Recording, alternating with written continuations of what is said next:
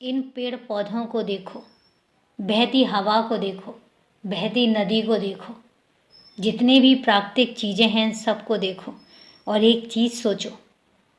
तुम कहते हो कि ईश्वर तुम्हारे बस में है। मेरे बहुत सारे बच्चे ऐसा कहते हैं कि ईश्वर उनके बस में है, पर मैं तुमसे एक बात कहता हूँ, तुमने कभी ईश्वर की रचनाओं पर गौर किया है? कभी गौर करके देखो, क्या ऐसी चीज़ है जो पेड़ पौधों को बनाती है? क्या ऐसी चीज़ है जो हवा को बनाती है? क्या ऐसी चीज़ है जो नदी का पानी बनाती है?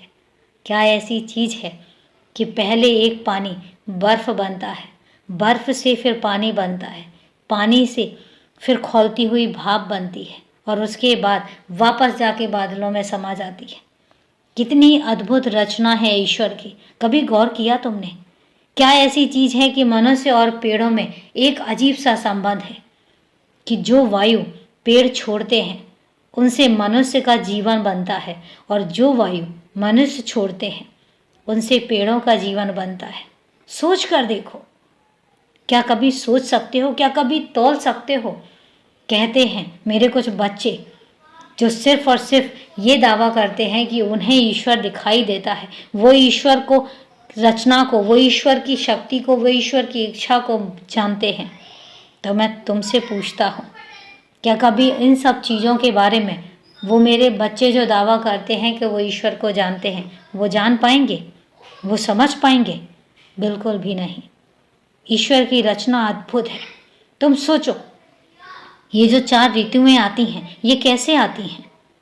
कभी सर्दी आती है तो उसी माहौल में अचानक गर्मी आती है, कैसे आ जाती है? सोचो ईश्वर की रचना। इतने ग्रह हैं इस सौरमंडल में, लेकिन सिर्फ पृथ्वी पर जीवन है, सिर्फ इस धरा पर जीवन है, बाकी और ग्रह इस जीवन से मोहताज हैं। सोचो ईश्वर की रचना। जितना सोचोगे उतना गहराई में डूबते चले जाओगे।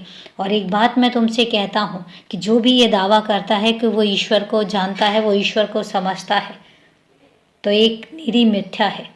ईश्वर को जानना, ईश्वर को समझना इतना आसान नहीं होता।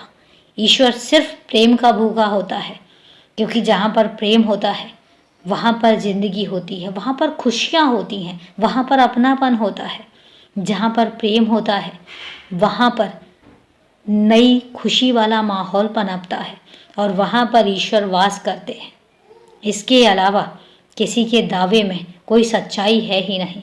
इसलिए ना आडंबरों में पड़ो, ना जादू टोनों में पड़ो, ना ही किसी भी तरह के काले जादू में पड़ो।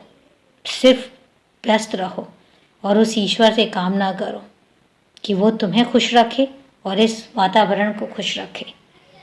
खुश रहो, हमेशा खुश रहो, आबाद रहो और मुस्कुराते रहो, क्योंकि मुस्कुराहट एक ऐसी चीज़ है जिसको दुनिया में जीतने की ताकत रखती है।